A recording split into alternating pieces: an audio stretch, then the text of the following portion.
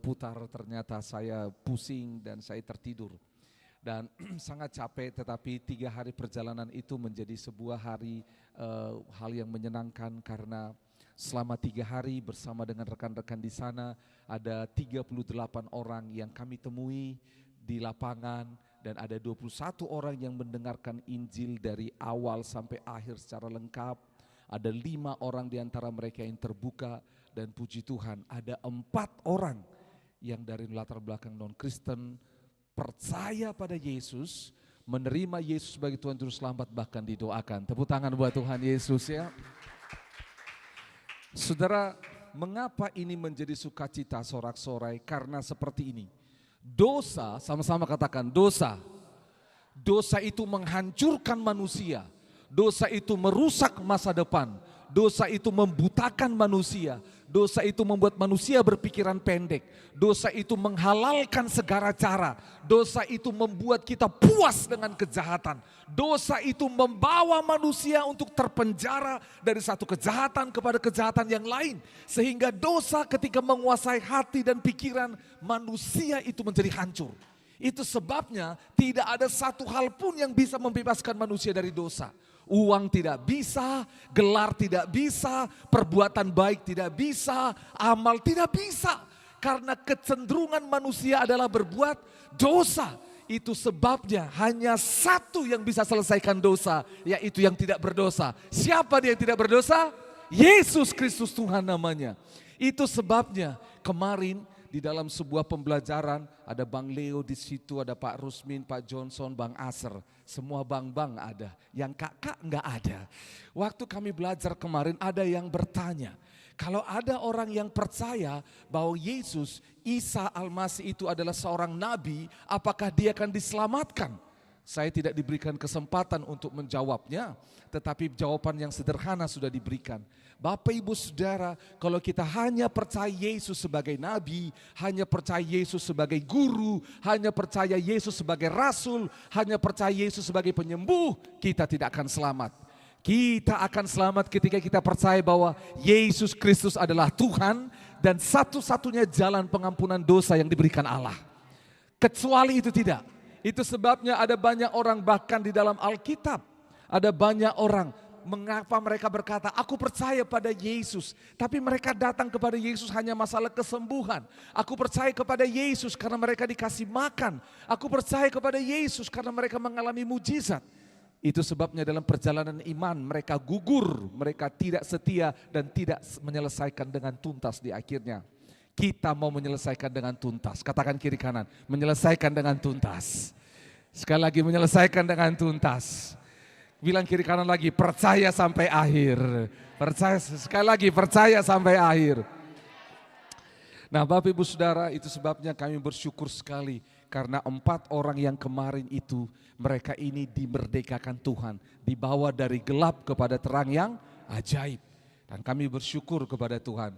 Itu sebabnya di gereja ini juga kita akan lakukan demikian. Beberapa orang sudah diajar dan nanti semuanya akan diajar sampai ke anak-anak juga diajar. Semangat, katakan yes, yes, yes.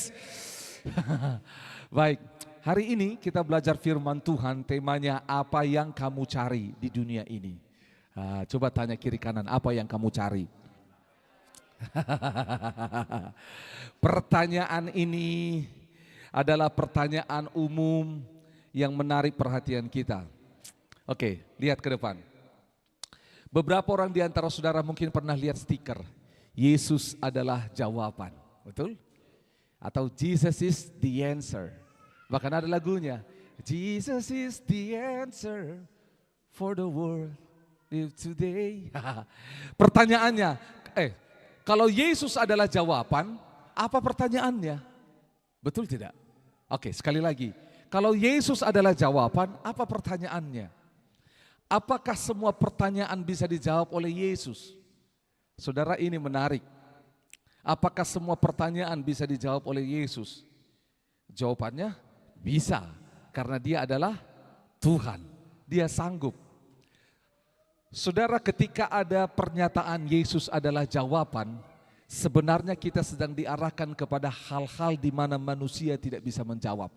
Sehingga Yesus menjadi jawaban. Gitu loh ya. Nah, oleh sebab itu hari ini ketika ditanya apa yang kamu cari, banyak orang mencari sesuatu di muka bumi ini. Banyak orang. Bagi yang bujang, dia cari pasangan hidup, mau menikah, betul? Bagi yang masih sekolah, dia cari yang namanya apa? Prestasi. Bagi yang bekerja, dia cari yang namanya posisi. Bagi pelayan Tuhan, dia cari bagaimana supaya dia bisa melayani dengan baik. Banyak yang kita cari. Bagi orang yang sedang membutuhkan keuangan, dia butuh uang, dia butuh pekerjaan, dia butuh banyak hal. Coba sebelum kita lanjut baca firman Tuhan, tanya kiri kananmu, apa yang sedang kau cari?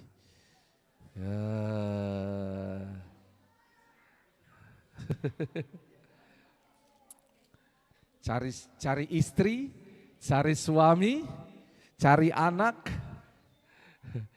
cari pelayanan, apa yang kita mau, yang sedang kita cari. Baik, Bapak Ibu Saudara, kita baca firman Tuhan sama-sama, kitab Yohanes pasal 1, kita akan baca ayat 35 sampai 51, panjang. Ya, ayat 35 sampai 51. Mari bangkit berdiri, kita baca sama-sama. Kalau sudah ada di slide, di depan. Mari baca sama-sama ya. Lembaga Alkitab Indonesia memberi judul Murid-murid Yesus yang pertama, 35. Pada keesokan harinya, Yohanes berdiri di situ pula dengan 2 orang muridnya. Dan ketika ia melihat Yesus lewat, ia berkata, "Lihatlah anak domba Allah." Kedua murid itu mendengar apa yang dikatakannya itu, lalu mereka pergi mengikut Yesus. Tetapi Yesus menoleh ke belakang dan ia melihat bahwa mereka mengikuti dia, lalu berkata kepada mereka, "Apakah yang kamu cari?"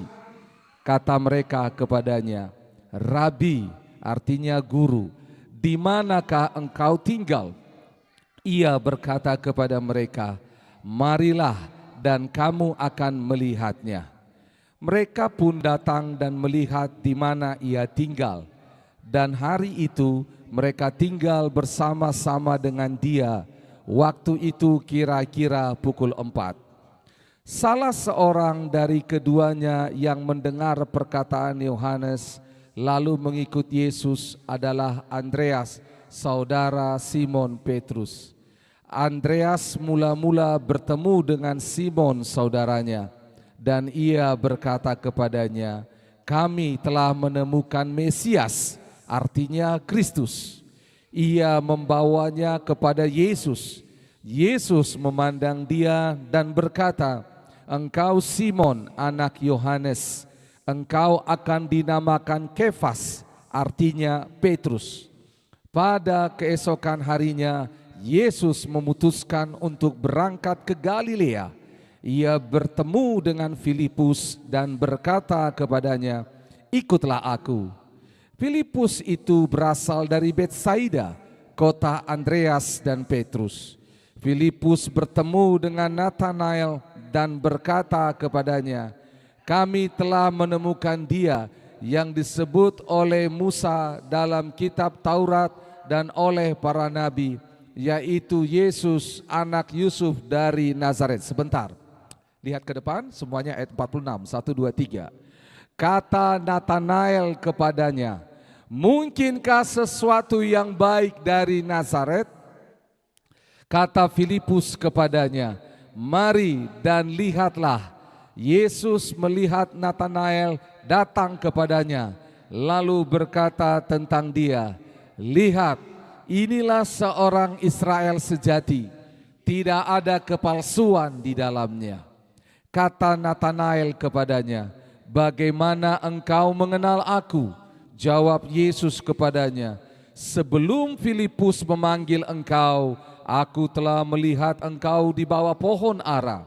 Kata Nathanael kepadanya, "Rabi, engkau anak Allah, engkau raja orang Israel." Yesus menjawab katanya, "Karena aku berkata kepadamu, aku melihat engkau di bawah pohon ara, maka engkau percaya? engkau pun akan melihat hal-hal yang lebih besar daripada itu. Lalu kata Yesus padanya, aku berkata kepadamu, sesungguhnya engkau akan melihat langit terbuka dan malaikat-malaikat Allah turun naik kepada anak manusia. Demikian firman Tuhan, silakan duduk. Baik, Bapak Ibu Saudara, kita sama-sama belajar firman Tuhan hari ini. Ketika firman ini diberikan, ini menjadi satu titik balik bagi murid Yesus ketika Yesus bertanya, apa yang kamu cari? Tahukah Bapak Ibu Saudara, Yesus itu adalah Tuhan yang mengajar banyak orang dengan cara bertanya. Sepanjang Alkitab Perjanjian Baru, secara khusus Matius, Markus, Lukas, dan Yohanes, sama-sama bilang 1, 2, 3. Matius, Markus, Lukas, dan Yohanes. Dicatat ada 307 kali Yesus bertanya. Bayangkan, berapa kali Yesus bertanya?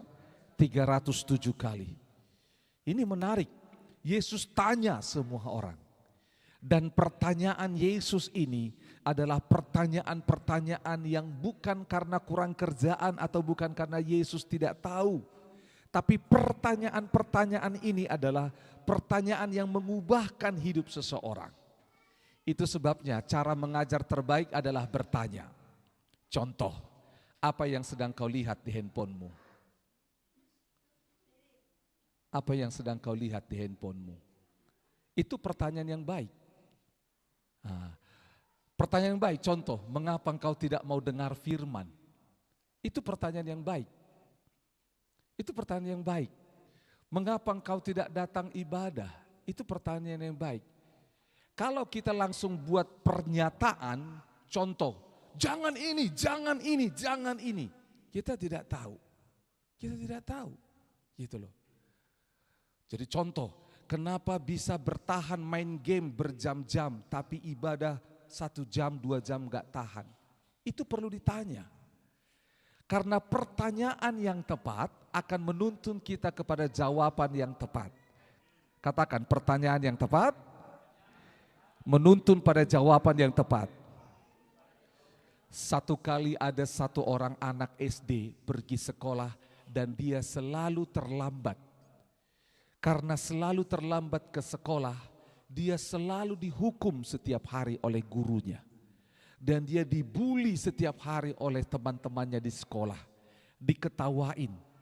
Satu kali karena gurunya ini tidak pernah bertanya, mengapa engkau terlambat? Gurunya langsung hukum dia. Teman-temannya juga tidak ada yang bertanya, kenapa kau terlambat? Akhirnya apa yang terjadi? Anak ini terus terlambat datang ke sekolah. Satu kali akhirnya gurunya lihat, anak ini sekolah mulai dari jam 7.15 sudah harus ada dalam kelas.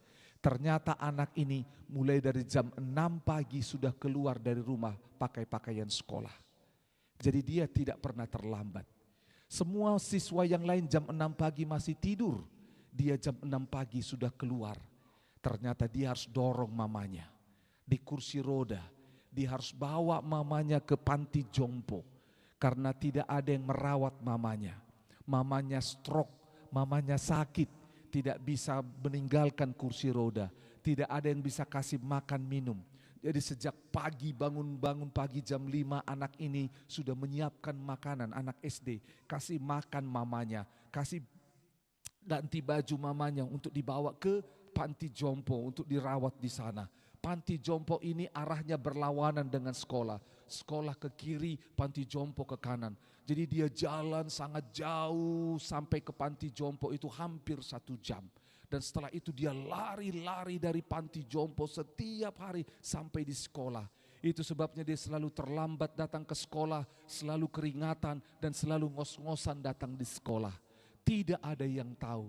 Sampai satu kali ibu guru tidak bertanya lagi. Tetapi ibu guru secara tidak sengaja dia lihat anak itu.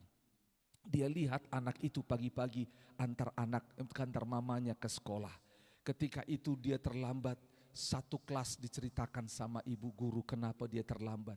Jadi ketika anak ini datang masuk ke sekolah, Apa yang terjadi? Ibu guru sambut dia, dipeluk, dan anak ini menangis, ibu guru menangis. Tangan yang selama ini dipukul ibu guru gara-gara dia terlambat, dipegang sama ibu guru minta maaf. Dan semua satu kelas yang membuli dia karena terlambat, semua minta maaf. Jadi dengar baik-baik, terkadang ketika bertanya kita menemukan jawaban. Ketika bertanya kita menemukan jawaban. Jadi itu sebabnya kalau kita di dalam sebagai umat percaya, orang percaya di dalam Tuhan, kita perlu bertanya kepada saudara seiman kita. Kita perlu bertanya, makanya di gereja ini ada 5 minutes connection untuk berdoa, apa yang bisa saya doakan? Seperti Yuspa tadi saya tanya, apa yang bisa saya doakan? Kesehatan. Saya tanya, apakah kamu sakit? Ada sakit tertentu? Gitu loh. Kita perlu tanya, karena kadang-kadang orang tidak mau bercerita langsung. Itu sebabnya. Namun yang kedua, kalau ditanya jawablah dengan baik. Betul? Bilang kiri kanan, kalau ditanya jawablah dengan baik. Nah, Yesus bertanya, saudara tahu 307 kali Yesus bertanya. Dia bertanya banyak hal. Ada 5 pertanyaan yang menggoncangkan orang-orang di dalam perjanjian baru ketika Yesus bertanya. Gitu loh. Ketika orang bertanya. Tetapi ada juga masa di mana bukan hanya Yesus bertanya. Di kitab Injil ada 183 kali Yesus ditanya. Ada orang datang nanya sama Yesus. 183 kali orang datang nanya sama Yesus. Dan saudara tahu apa yang terjadi? 183 kali ketika Yesus ditanya, tidak semuanya langsung dijawab Yesus. Dia menjawab pertanyaan kadang dengan pertanyaan. Dia menjawab pertanyaan dengan cerita. Contoh anak muda yang kaya, dia berkata, "Guru, apa yang kulakukan supaya guru yang baik, apa yang harus kulakukan supaya aku selamat?"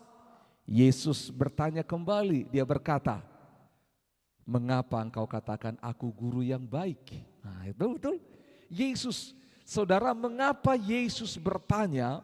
Itu adalah untuk menggali, menolong kita untuk semakin mengenal Dia. Membuka hati, membuka pikiran supaya kita sampai kepada kehendak Allah.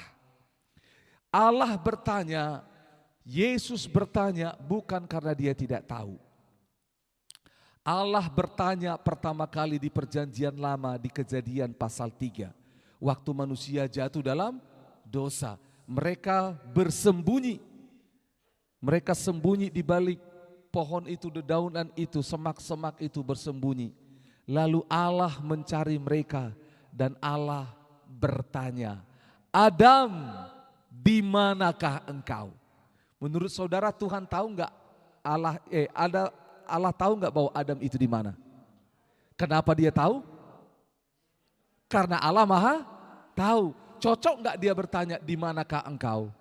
Nggak cocok sebenarnya. Terus mengapa Allah bertanya? Allah bertanya karena Allah ingin untuk memulai komunikasi yang baik dengan Adam. Karena Adam ketakutan, dia sembunyi, aku sudah berdosa, aku sudah langgar perintah Allah, aku sudah makan buah dari pohon itu. Aku sudah tidak layak, aku gak mau ketemu Tuhan, nanti dimarahin. Nah, jadi sebab itu Allah memulai inisiatif, dia datang dan bertanya. Datang dan bertanya. Kejadian Allah bertanya, Yesus bertanya, itu semua mengubahkan hidup manusia. Dan saya yakin kalau Bapak Ibu Saudara berdoa dan di dalam doa kita temukan Tuhan bertanya kepada kita dan itu mengubahkan kita. Contoh, satu pertanyaan yang mengubahkan hidup Petrus dan itu mengubahkan hidup saya. Setelah Yesus bangkit dari kematian, dia berjumpa dengan murid-murid di pantai Danau Tiberias. Lalu mereka mencari ikan di sana, enggak dapat. Tiba-tiba Yesus bilang, tebarkanlah jalamu ke sebelah sini. Mereka tebarkan, dan dapat ikan banyak sekali, besar-besar. 153 ekor ikan besar, sampai kapalnya mau tenggelam. Dan tiba-tiba Petrus tahu bahwa itu adalah Yesus. Karena Yesus pernah lakukan demikian. Tiba-tiba, karena sebelumnya Yesus di pinggir pantai dia berkata, apakah kamu punya ikan? Katanya, sepanjang malam kami nangkap nggak dapat ikan. Lalu Yesus bilang, tebarkan di sana. Tiba-tiba Petrus berenang dan berjumpa dengan Yesus di tepi danau. Sudah ada apa? Sudah ada ikan bakar. Lalu dia kasih kepada Petrus, makanlah. Waktu ketemu Yesus buat sebuah pertanyaan. Dan pertanyaan ini setiap kali saya ingat di dalam doa saya tidak bisa menjawab. Yesus tanya kepada Petrus, apa pertanyaannya? Apakah engkau mengasihi aku? Waduh, susah. Istri saya kalau bertanya, apakah papa mengasihi mama?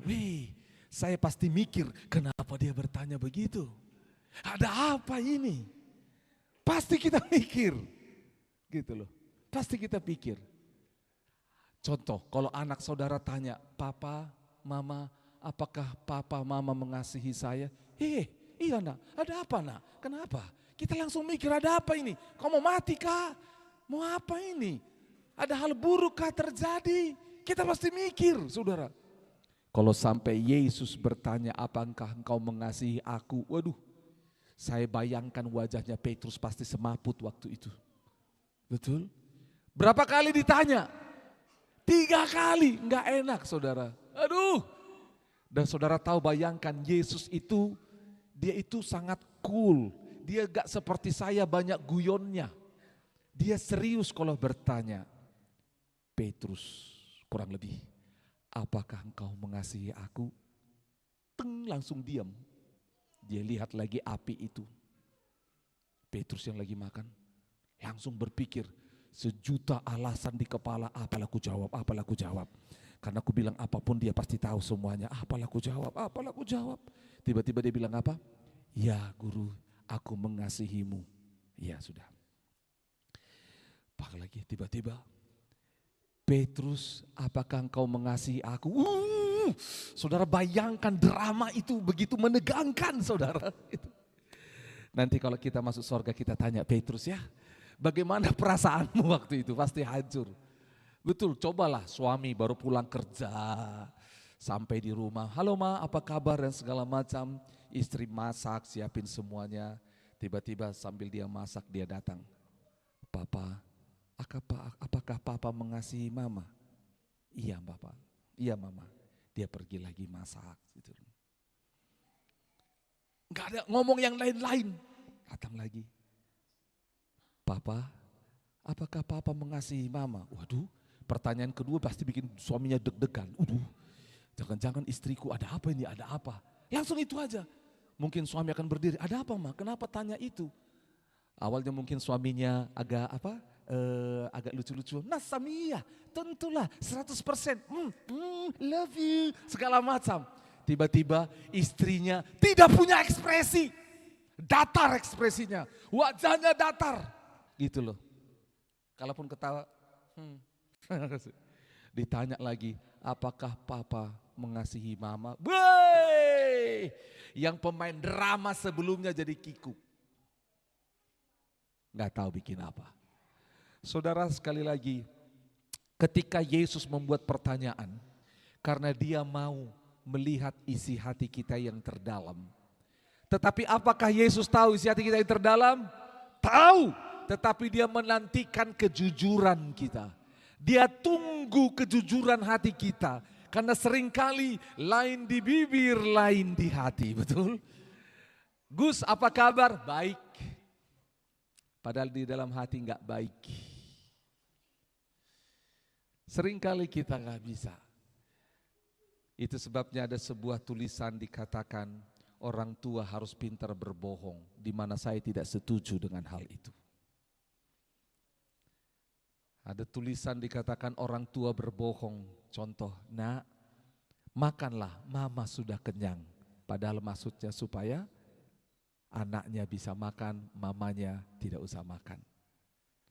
Kadang-kadang orang tua berbohong untuk supaya anaknya bisa lebih baik. Tetapi sejujurnya itu tidak harus dilakukan. kita bisa jujur dengan keadaan dan kita bisa berbicara dengan baik. Itu sebabnya kita akan lihat cara Yesus bertanya yang menolong para murid ini berubah hidupnya. Saudara, lain kali kita bahas tentang pertanyaan-pertanyaan yang ditanyakan oleh Yesus. Dan 183 kali Yesus ditanya, dan hanya 3 pertanyaan dari 183 itu yang dijawab Yesus langsung. Yang dijawab Yesus langsung, yang lainnya tidak dijawab langsung, enggak dijawab.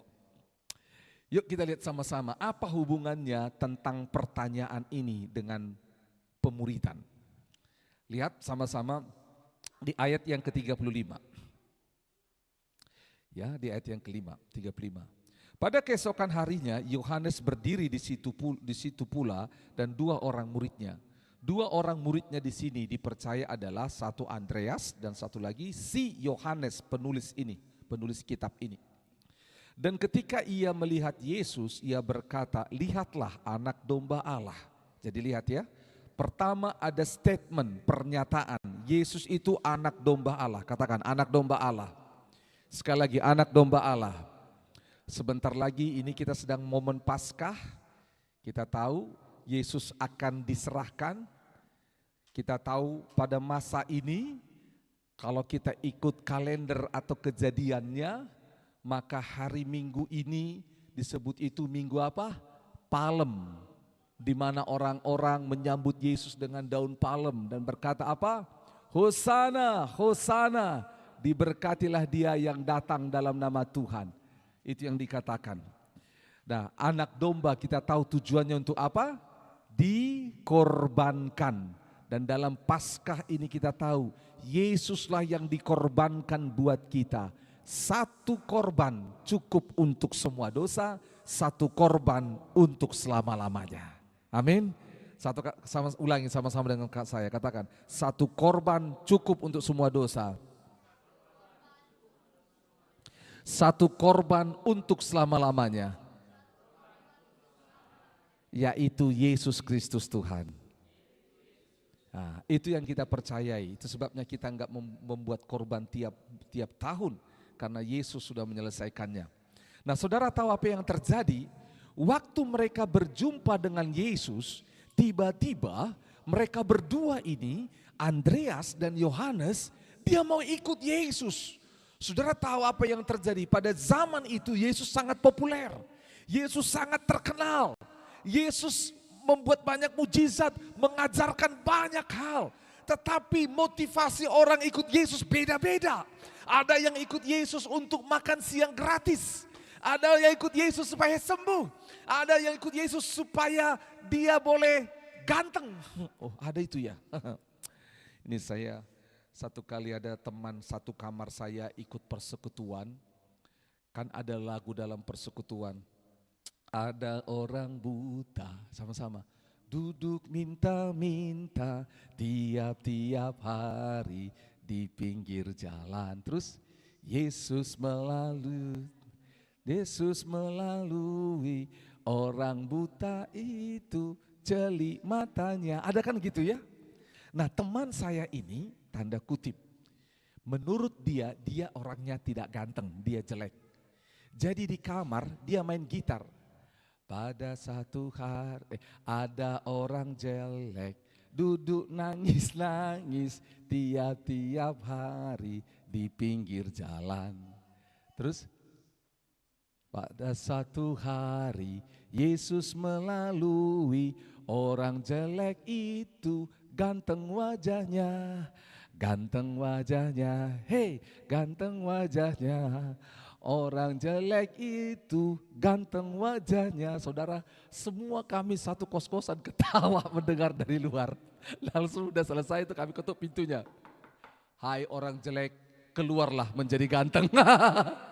Saudara, kenapa? Karena dengar baik-baik, ada banyak alasan orang ikut Yesus. Nah, 2 orang ini mereka ikut Yesus karena mereka mau belajar dari Yesus. Itu sebabnya, lihat ayat 38. Yesus menoleh ke belakang. Ini menarik, katakan menoleh ke belakang. Angkat kepala saudara. Menoleh ke belakang seperti ini. Yesus jalan lurus, tiba-tiba dia menoleh ke belakang. Dia menoleh lihat Andreas dan melihat Yohanes. Ini menarik bagi saya. Kadang-kadang dalam perjalanan iman kita kepada Tuhan, tidak selamanya kita seiring selaras dengan Tuhan. Kadang-kadang kita tertinggal, tapi ketahuilah Tuhan setia. Dia kadang menghentikan, memperlambat jalannya, bahkan berhenti. Dan dia menoleh untuk ngapain? Dia ajak kita sama-sama dengan dia. Katakan amin. Masih ingat perempuan yang pendarahan 12 tahun itu, dia jalan, waktu dia jalan, perempuan ini berkata, asal ku jamah saja jubahnya maka aku akan sembuh. Apa yang terjadi? Waktu dia jalan, perempuan ini menjamah jubah Yesus. Apa yang dilakukan Yesus? Dia berhenti dan dia berkata, siapa yang menjamahku, dan akhirnya dia menyembuhkan. Dalam perjalanannya masuk ke tengah kota, Bartimeus berteriak, Yesus anak Daud, kasihanilah aku. Semua orang bilang, diam. Tiba-tiba terus dia berseru, Yesus anak Daud, Yesus anak Daud, kasihanilah aku. Yesus yang punya jadwal yang padat, yang punya kegiatan yang sudah terencana, dia berhenti dan dia menoleh ke belakang. Dia datang kepada Bartimeus dan dia membuat sebuah pertanyaan. Apa yang kau ingin aku lakukan bagimu? Itulah ya. Rabuni, aku mau melihat, dan dia melihat. Sama.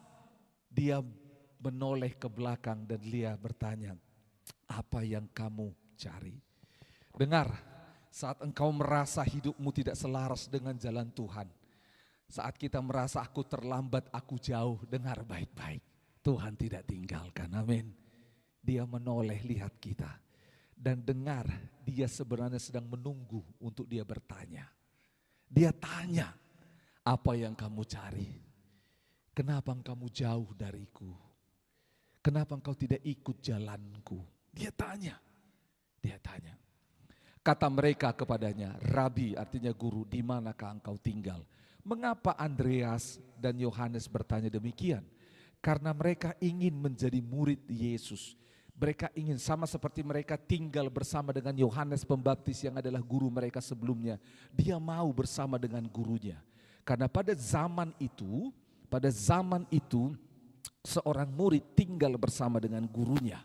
Gitu loh, supaya lebih cepat mengerti. Tinggal dengan gurunya. Itu sebabnya dengar para pembimbing kadang-kadang kita butuh minta anak PA kita datang nginap di kosan kita atau kita nginap di rumah dia. Secara khusus bagi yang single. Lakukan itu. Saya lakukan itu selama saya belum menikah, ketika saya kuliah di Bandung. Saya lakukan itu, saya nginap di rumah mereka. Kalau di Makassar waktu saya belum menikah, saya minta mereka nginap sama-sama di gereja di mana saya tinggal. Supaya apa? Lihat bagaimana kita saat teduh sama-sama, bagaimana kita kerja sama-sama, bagaimana kita berdoa sama-sama. Butuh tinggal bersama-sama. 39 ia berkata kepada mereka, marilah dan kamu akan melihatnya. Nah ini menarik saudara. Marilah dan kamu akan melihat. Ini menarik sekali. Yesus ketika dia berkata marilah, itu artinya Yesus sedang menjanjikan sesuatu. Katakan menjanjikan sesuatu. Karena Yesus tahu apa yang terbaik bagi kita. Ketika Matius pasal 11 itu sangat terkenal. Marilah kepadaku hai engkau yang letih lesu dan berbeban berat. Janji Yesus, aku akan memberikan kelegaan. Saudara dengar baik-baik. Waktu Yesus berkata marilah, Yesus mau membawa mereka kepada sebuah kehidupan yang baru. Yesus mau membawa mereka kepada sebuah pola hidup yang baru. Membawa mereka kepada sebuah realitas hidup yang baru. Tetapi banyak orang tidak mau menerima undangan daripada Yesus. Ada banyak orang tidak mau. Yesus ajak mari tapi enggak mau. Ada yang diajak oleh Yesus ayo tapi enggak mau. Itu sebabnya saudara, bagi orang yang menerima ajakan Yesus, maka dia akan melihat hal-hal yang besar. Kita lompat di ayat 50 sampai 51 dibilang apa? Karena aku berkata kepadamu, aku melihat engkau di bawah pohon ara, maka engkau percaya. Engkau akan melihat hal-hal yang lebih besar daripada itu. Orang yang mau meninggalkan zona nyaman, orang yang mau meninggalkan dosa, orang yang mau meninggalkan tabiat yang tidak buruk dan ikut pada Yesus, dia akan melihat hal-hal yang besar yang Tuhan kerjakan. Kenapa kekristenan kita tidak melihat hal-hal yang besar? Karena ketika Yesus ajak kita nggak mau. Kita nggak mau. Coba ketika Yesus berkata kepada murid-muridnya, mari sama-sama dengan aku, mari kita menyeberang. Waktu mereka menyeberang, saudara, apa yang terjadi? Kita tahu bagaimana danau itu bergelora, bagaimana angin datang, dan bagaimana mereka mau tenggelam. Dan tiba-tiba Petrus membangunkan Yesus, bilang kita mau tenggelam. Apa yang dilakukan Yesus? Lihat, tiba-tiba Yesus melihat mereka dan berkata, pertanyaannya, mengapa engkau tidak percaya? Di manakah imanmu? Yesus bertanya. Lalu dia mengangkat apa? Tangannya. Bilang kiri kanan, mengangkat tangannya. Coba ketuk kiri kanan, bilang gini. Yesus mengangkat tangannya. Yesus mengangkat tangannya dan dia bilang apa? Diam dan jadilah tenang. Saudara, waktu itu apa yang terjadi? Murid-murid melihat. Sama-sama katakan melihat. Kurang semangat, katakan melihat. Kurang mencengangkan, katakan melihat. Mengapa? Karena yang mereka lihat tiba-tiba yang namanya danau yang bergemuruh, angin dan semuanya itu menjadi apa? Tenang. Waktu mereka lihat ini, ada sebuah perkataan keluar dari mulut murid-murid. Dia berkata, siapakah orang ini sehingga angin dan danau pun tunduk pada dia. Jadi lihat. Kalau kita diajak oleh Yesus dan kita mau, maka kita akan melihat perkara-perkara ajaib. Katakan amin. Saya tanya, mau enggak diajak Yesus? Tanya kiri kananmu, mau diajak Yesus? Mau enggak diajak Yesus?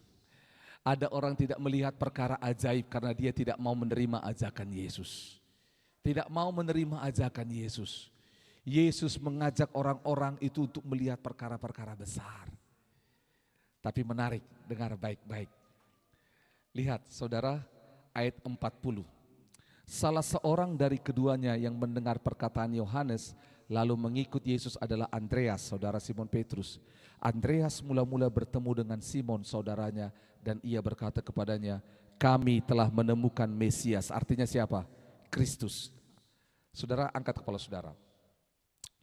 Jadi Andreas ini mengalami perjumpaan dengan Tuhan. Katakan perjumpaan dengan Tuhan.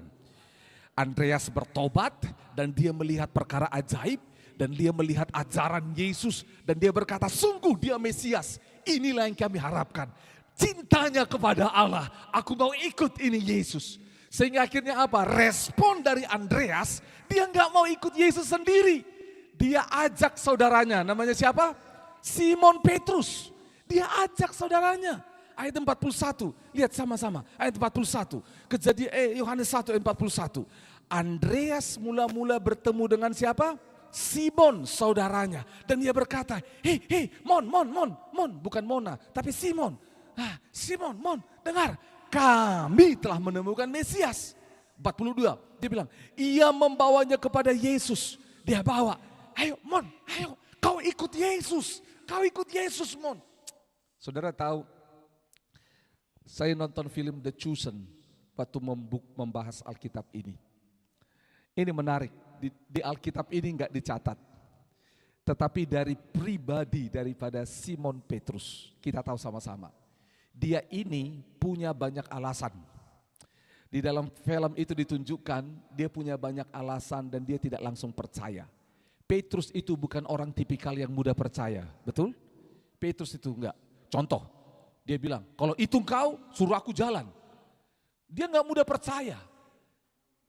percaya. Waktu dikasih tahu mayat Yesus tidak ada di kubur. Dia tidak percaya. Dia lomba lari sama Yohanes. Siapa duluan sampai di kubur, betul? Dia nggak mudah percaya. Sama seperti ini waktu Andreas bilang, wah pokoknya Andreas kasih tahulah tentang Yesus. Bla bla bla bla bla bla bla. Karena Andreas mengalami cinta Yesus. Karena dia mengalami kasih Allah. Dia bilang, Petrus kamu harus ikut juga. Ayo. Bisa jadi Petrus ini karena sikap atau karakternya adalah orang yang tidak mudah percaya. Tidak mudah ikut. Dia tidak mau. Tetapi akhirnya dia mau. Lihat di sana dikatakan ketika bertemu ayat 42. Ia membawanya kepada Yesus.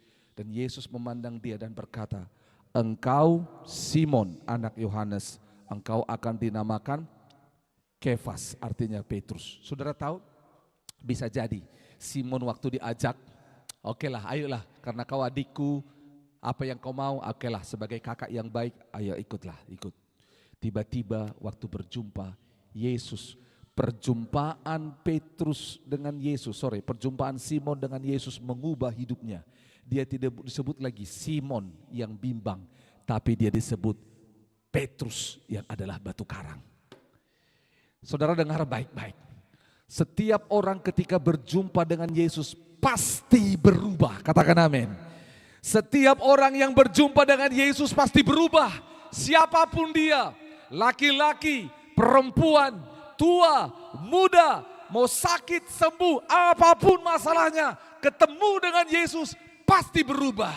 Orang buta pasti melihat, orang lumpuh berjalan. Orang yang kerasukan setan berjumpa dengan Yesus, mereka dimerdekakan. Orang yang sakit kusta, mereka ditahirkan. Pelacur yang dibuang oleh masyarakat, diubah oleh Yesus menjadi perempuan penginjil pertama. Bahkan orang yang kerasukan setan, yang tidur di kuburan, berjumpa dengan Yesus, dia bebas dan menginjili 10 kota. Semua orang yang berjumpa dengan Yesus pasti berubah. Karena itulah, sama-sama katakan, karena itulah Andreas ngajak Petrus, "Hei Simon, dengar, engkau hanya akan berubah kalau ketemu Yesus." Kita hold dulu di sini. Itu sebabnya hari ini saudara dan saya menerima pelayanan Andreas. Katakan pelayanan Andreas. Jujur, di dalam Alkitab kita ditulis Andreas itu sedikit dan paling banyak Petrus. Tapi tahukah saudara siapa yang memperkenalkan Petrus kepada Yesus? Andreas. Andreas dipakai Allah untuk membawa Simon mengalami perubahan hidup sehingga dia akhirnya melayani Tuhan dan hidupnya menjadi hebat dipakai Tuhan. Saya mau ajak saudara menjadi seperti Andreas. Kita harus ajak orang-orang untuk berjumpa dengan Yesus. Kita stop dulu. Coba pikirkan, ingat dulu siapa Andreasmu. Siapa yang ngajak saudara untuk berjumpa dengan Yesus? Siapa yang mengajakmu untuk mengalami kelahiran baru? Siapa yang mengajakmu sehingga engkau akhirnya cinta pada Yesus? Coba saudara, sudah ingat belum? Siapa yang ngajakmu? Siapa Andreasmu? Siapa Andreasmu? Siapa yang pertama kali memperkenalkanmu kepada Yesus? Saudara sudah ingat? Untuk anak-anak, hei anak-anak dengar. Mungkin Andreas kalian adalah orang tua kalian yang bawa kepada Yesus. Tapi kami para orang tua ini banyak, kami lahir dan besar belum berjumpa dan mengalami Yesus. Siapa Andreas saudara? Coba kasih tahu kiri kananmu, siapa Andreasmu? Coba tanya, siapa Andreasmu? Siapa yang memperkenalkan? Siapa yang bawa engkau mengalami Yesus? Oke, kita buat sebuah kejadian. Satu contoh, saudara tahu siapa Andreas bagi Kak Aser? Kak Ocha. Siapa Andreasnya Kak Ocha? Kak Bora. Siapa Andreasnya Kak Bora? Kak Dian yang bawa kepada Yesus. Dan dia ajak. Ini salah satu keluarga besar. Kalau keluarga besar Sukaria, siapa yang pertama kali percaya pada Yesus? Dan siapa yang mengajak? Nah, siapa duluan? Saudara lihat demikian. Coba siapa yang ngajak dirimu? Sandi, siapa yang Andreasmu? Siapa? Kak Iki. Kak Iki, oh kakakmu ya. Siapa Andreas bagi Iki? Siapa yang ngajak Iki? Kak Ocha. Saudara, ini mulia, katakan mulia. Untuk mengajak orang berjumpa dengan Tuhan. Kalau engkau nggak bisa ngajak orang traktir makan, ajaklah berjumpa Yesus. Ya ajak berjumpa Yesus. Bang Leo, siapa Andreasnya Bang Leo? Kak Naneng. Kak Naneng ini suaminya Kak Deborah, abang iparnya Kak Aser. Itu lihat, ada Andreas kita. Ada orang yang memperkenalkan. Pak Rusmin, siapa Andreasnya? Pak Chandra, Andreas pula namanya. Andreas Chandra. Saudara dengar baik-baik. Kita punya Andreas yang perkenalkan kita kepada Tuhan. Saudara dengar baik-baik. Tuhan mau lahirkan orang-orang seperti Simon Petrus. Orang-orang yang hebat. Tapi dia butuh Andreas. Dia butuh Andreas. Ada banyak orang di luar sana yang berpikir sejarah hidupnya sudah kelam, sudah tidak ada lagi, sudah rusak, sudah hancur. Tena harapan, gak bisa lagi.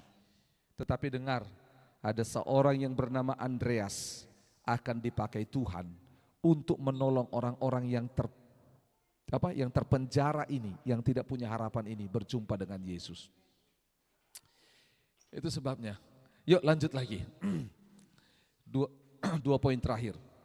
Ayat 43. Pada keesokan harinya Yesus memutuskan untuk berangkat ke Galilea. Dia bertemu di sana dengan siapa?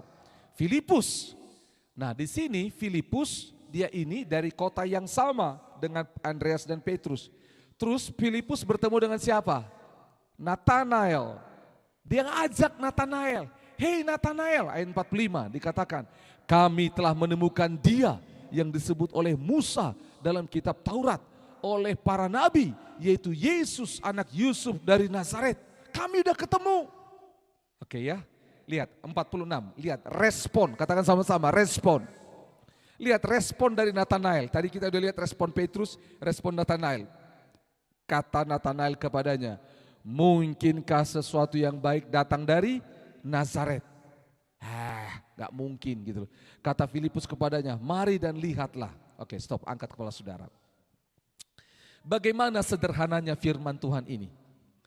Saudara ajak orang, entahkah keluarga, entahkah teman, entahkah tetangga, ajak untuk berjumpa dengan Tuhan. Di mana jumpa dengan Tuhan? Kalau saudara belum bisa menginjili dia, ajak ke gereja, ajak persekutuan. Katakan kiri kanan, ajak ke gereja, ajak persekutuan. Dengar, oke, setelah itu akan ada respon mereka. Pertama respon Petrus. Gitukah? Betulkah itu? Nah, kalau Nathanael, tidak mungkin. Ngapain datang ke gerejamu? Belana jauh nah. Semua mungkin akan ada banyak alasan, apapun respon mereka. Dengar baik-baik, apapun respon mereka selalu jawab dengan perkataan ini.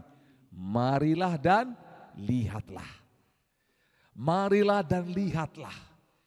Itu sebabnya semua orang yang datang beribadah ke gereja ini kita ajak supaya mereka melihat Allah, bukan melihat kita. Melihat tempat ibadah, mungkin mereka berkata, tempat ibadah di sana lebih bagus.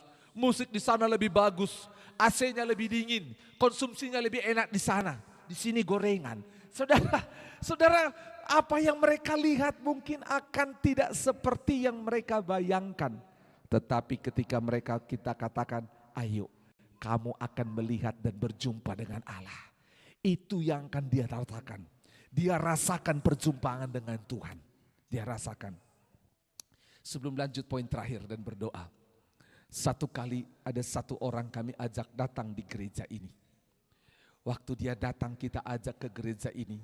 Saudara, waktu orang datang ke gereja dia biasanya ada 4 respon. Bukan 4 respon, 4 pandangan. Yang pertama yang datang itu adalah sebagai observer. Sebagai peneliti. Dia lihat. Dia teliti pujian penyembahannya, kuncinya ketinggian, musiknya kurang pas. Dia teliti firman Tuhannya sesuai dengan Alkitab. Tata ibadahnya, dia teliti semuanya, dia teliti sebagai pengamat. Yang kedua, selain pengamat, yang kedua adalah follower, dia ikut. Gak enak kalau nolak ajakan. Dari kemarin saya sudah diajak makan, masa diajak ke gereja gak ikut, aduh udahlah, dia datang. Jadi waktu dia datang karena ikut-ikutan, ya udahlah yang penting menyenangkan hatinya. Mau dia pujian penyembahan, seenaknya dan dia tidak ikut, enggak apa-apa. Yang penting aku datang, karena apa? Aku menghormati temanku untuk datang. Yang ketiga, dia datang bukan sebagai pengamat, bukan sebagai follower, Dia datang sebagai penilai. Penilai itu adalah untuk membanding-bandingkan sana dan sini. Tapi ketahuilah, ada orang yang keempat datang karena dia haus dan lapar akan Tuhan. Orang ini ketika datang dia haus dan lapar akan Tuhan. Saudara tahu apa yang terjadi? Wih, walau lagunya nggak tahu, dia semangat. Amin, haleluya, Tuhan. Amin, itu aku Tuhan. Kau bertobat, ya Tuhan. Itu. Saya tidak usah sebut namanya Tit karena dia sudah tidak bersama dengan kita lagi. Dia dari latar belakang non-Kristen. Dia datang ibadah dengan kita. Waktu dia datang ibadah dengan kita, apa yang terjadi? Saya ingat persis karena waktu itu saya worship leader. Karena apa? Dari semua orang yang ada beribadah, saya lihat dia paling semangat. Padahal dia orang baru di belakang. Wah, seorang perempuan tinggi badannya. Wah, ya, sudah segala macam dengar firman Tuhan. Baca Alkitab. Dia tidak pakai handphone baca Alkitab karena di agamanya tidak pakai handphone baca kitab suci. Dia baca. Dia tulis. Udah selesai. Waktu itu ya puji Tuhan memang menarik. Waktu itu didoakan, dia maju ke depan didoakan. Dia orang baru lalu tanya. Saya bilang sama dia, maaf dek, saya lihat tadi kakak lihat kamu sangat senang sekali di ibadah. Ya. Kamu udah pernah ibadah sebelumnya? Belum kak. Kamu belum pernah ibadah? Belum. Terus kenapa bisa datang sini? Ada teman saya ajak. Siapa? Si Anu. Oh iya. Kamu maksudnya belum pernah ibadah karena apa? Baru pertama kali datang? Tidak. Saya bukan orang Kristen. Saya baru pertama kali ibadah. Terus kenapa kamu senang sekali? Dia ngomong seperti ini. Tadi malam kak. Tadi malam saya mimpi. Mimpinya apa? Saya mimpi saya sudah lihat tempat ini. Oh begitu, iya. Dan saya sudah lihat kakak, lihat saya di mana? Di mimpi saya. Dan lagu-lagu yang kita nyanyikan tadi, sudah saya nyanyikan waktu saya mimpi. Wow, saya bilang, oh begitu, iya. Makanya saya senang sekali. Yang saya mimpikan terlihat nyata langsung. Wah, saudara tahu apa yang terjadi? Dia mengikut Kristus, kita muridkan dia secara diam-diam beberapa tahun. Sampai akhirnya dia pindah kota dari kota ini. Karena dia orang yang begitu haus dan lapar akan Tuhan. Tapi dengar, walau empat tadi, apapun dia, mau peneliti lah, mau pengikut lah, mau pembanding-pembanding lah, atau orang yang haus dan lapar akan Tuhan, dengar baik-baik. Firman ini pasti akan digenapi ketika dikatakan, marilah dan lihatlah. Sama-sama katakan, marilah dan lihatlah. Sekali lagi, marilah dan lihatlah. Kita ajak orang untuk berjumpa dengan Tuhan. Karena dengar baik-baik, gereja tidak bisa menyelamatkan. Pendeta tidak bisa menyelamatkan. Yang menyelamatkan siapa? Yesus. Itu sebabnya saudara dan saya harus menjadi orang-orang seperti Andreas, seperti Filipus. Karena banyak orang di luar sana yang sedang mencari kebenaran. Banyak orang di luar sana yang belum yakin dengan hidupnya. Banyak orang di luar sana yang mencari sesuatu dan dia tidak temukan jawabannya. Mungkinkah Yesus jadi jawabannya? Itu sebabnya kita harus ajak orang. Harus ajak orang karena apa? Ketika orang berjumpa dengan Yesus, maka seperti dikatakan, langit terbuka. Saudara dengar baik-baik. Langit terbuka dan perkara-perkara ajaib terjadi. Saya merindukan semua kita mengalami perjalanan iman yang ajaib. Mujizat demi mujizat. Untuk kita terus menceritakan kebesaran Tuhan. Amin. Bukan hanya untuk makan minum kita, tidak. Tetapi untuk orang lain merasakan betapa hebat, betapa besar, betapa ajaib Tuhan kita. Amin. Oleh sebab itu firman Tuhan hari ini saya tutup dengan 4 kesimpulan. Yang pertama, ketika Yesus bertanya, dia ingin mengenal kita lebih jauh. Dia ingin punya hubungan dengan kita. Jangan abaikan ketika orang bertanya. Jangan abaikan ketika Tuhan bertanya. Ketika orang bertanya, jangan abaikan. Jangan abaikan. Yang kedua dari firman Tuhan ini kita belajar sama-sama. Bahwa kita haruslah menjadi orang yang pertama-tama mengalami Tuhan. Katakan pertama-tama mengalami Tuhan. Kita pertama-tama mengalami Tuhan. Seperti Andreas mengalami Tuhan. Seperti Filipus mengalami Tuhan. Maka orang di sekeliling kita akan mengalami. Dengar baik-baik, para orang tua, kalau engkau nggak cinta Tuhan sungguh-sungguh, anakmu tidak akan cinta Tuhan. Ini penelitian bukan di Indonesia tapi di luar negeri. Suami istri yang datang ibadah, suami istri yang datang ibadah dan melayani Tuhan. Suami istri yang datang ibadah dan melayani Tuhan, maka penelitian survei membuktikan 75% anaknya akan cinta Tuhan. Tapi suami istri yang hanya datang ibadah dan tidak melayani Tuhan, survei membuktikan 65% anaknya akan cinta Tuhan. Lalu survei lagi lanjut, kalau hanya satu orang tuanya beribadah dan tidak melayani Tuhan, entahkah papanya atau mamanya, maka 45% anak itu akan cinta Tuhan atau ikut datang ibadah. Akan datang ibadah. Dan survei membuktikan bila orang tua tidak pernah datang ibadah, maka hanya 15% kemungkinan anak akan datang ibadah. Jadi dengar baik-baik. Poin nomor 2, mengalami Tuhan sungguh-sungguh supaya orang lain bisa melihat dan kita menjadi teladan. Kita harus jadi teladan, katakan jadi teladan. Bilang supaya anakmu, supaya putri putra kita mengalami Kristus, lihat dalam diri papa, gitu loh. Yang ketiga, setelah kita menjadi orang yang mengalami Tuhan, kita mengambil posisi pelayanan Andreas dan pelayanan Filipus, yaitu apa? Pelayanan mengajak orang. Katakan pelayanan mengajak orang. Saudara mungkin belum bisa khotbah dengan baik. Tadi malam saya dikejutkan dengan sebuah telepon dan saya tunggu sampai pagi ini. Ada seseorang yang telepon dan tahu nomor gereja ini. Dia bilang saya dari ada orang latar belakang non-Kristen mau beribadah. Apakah bisa beribadah di GKKD? Saya bilang bisa. Bapak tahu dari mana nomor saya dan dari mana tahu GKKD? Karena saya lihat di YouTube. Oh gitu, oh ya. Saudara, mereka telepon. Sampai tadi pagi saya tungguin, saya hubungi kembali nomornya tidak datang, mungkin belum waktunya. Tapi dengar baik-baik, kita harus sampai pada pelayanan Andreas dan Filipus, ngajak orang datang ibadah, ngajak orang berjumpa dengan Tuhan. Katakan, mengajak orang berjumpa dengan Tuhan. Ayo kamu ibadah, nanti di gerejaku kamu berjumpa dengan Tuhan. Itu aja bilangnya. Nah, ayo kita ibadah, karena apa? Di gerejaku habis ibadah ada konsumsinya. Nanti, ayo kamu ibadah dengan saya. Kenapa? Di gerejaku dijemput, naik mobil, bus, AC. Oh, no. Di gereja kita berjumpa dengan Tuhan. Amin.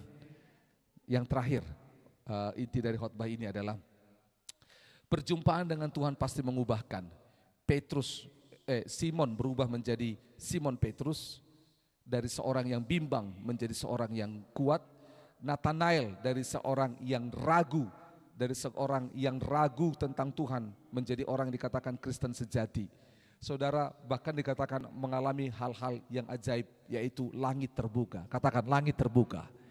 Hal-hal yang ajaib terjadi. Orang yang berjumpa dengan Yesus mengalami hal-hal yang ajaib. Langit terbuka dalam hidupnya. Selama ini mungkin apa langit yang menutupi hidup dan masa depanmu, Tuhan bisa buka. Amin. Saya berharap firman Tuhan ini bisa menolong kita. Sebelum kita berdoa, pemain musik boleh maju. Apakah saudara mau menjadi seperti Andreas dan Filipus? Mengajak orang lain datang kepada Tuhan? Bilang kiri kanan, ajak orang lain datang pada Tuhan. Oke, mari bangkit berdiri sama-sama. Kita sembah Tuhan dengan pujian nomor 1. Yesus kau jawaban. Mari berdoa dalam diri masing-masing. Tuhan Yesus, kami bersyukur untuk firman-Mu. Kami mau mengalami Tuhan. Apa yang Bapak Ibu cari, Yesus bisa, di dalam Yesus kita temukan semuanya.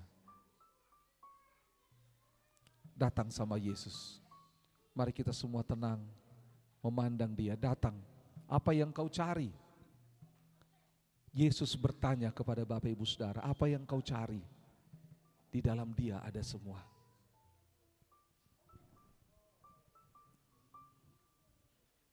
Mari sama-sama berdoa datang kepada Tuhan.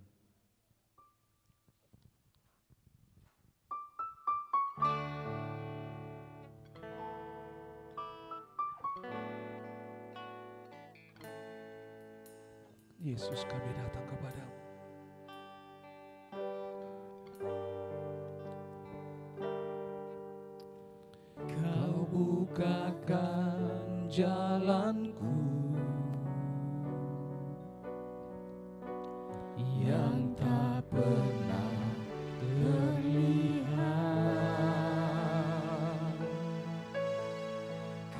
melakukan sesuatu